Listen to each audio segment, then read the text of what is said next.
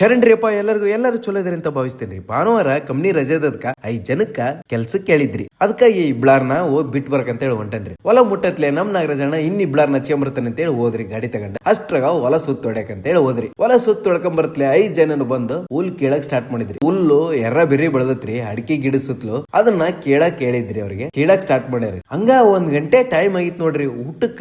ಊಟಕ್ ತರ್ಬೇಕಂತ ಹೇಳಿ ಮನಿ ಕಡೆ ಬಂದ್ರಿ. ಅದ್ರ ಜೊತೆಗೆ ಕುಡ್ಗೋಲ್ ಉತ್ತರ ಕೇಳಿದ್ರಿ. ಅವರು ಕುಡ್ಗೋಲ್ ತಗೊಂಡು ಊಟಕ್ ತಗೊಂಡು ಸೀದಾ ಅವ್ರ ಕಡೆ ಹೋಗಿ ಊಟ ಬಡಿಸಿ ಕುತ್ಕೊಂಡ್ರಿ. ನಾನು ಅಷ್ಟ್ರಾಗ ಒಂದ್ ಅರ್ಧ ತಾಸನೆ ಊಟ ಮಾಡಿ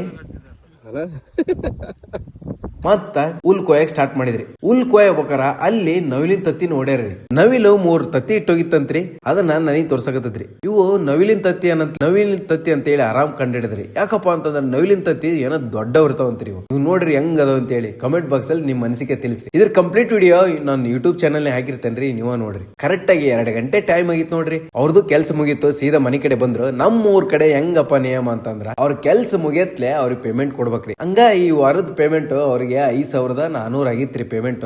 ಅದನ್ನ ಅವ್ರ ಕಡೆ ಕೊಟ್ರಿ. ದುಡ್ಡು ಎಣ್ಸಾಕತ್ತಾರ. ಇಲ್ಲಿಗೆ ಈ ವಿಡಿಯೋ ಮುಗಿಸ್ತೇನ್ರಿ. ನೆಕ್ಸ್ಟ್ ವಿಡಿಯೋದ ಸಿಗಂತ ತಗಡ್ರಿ ಹಂಗಾದ್ರ.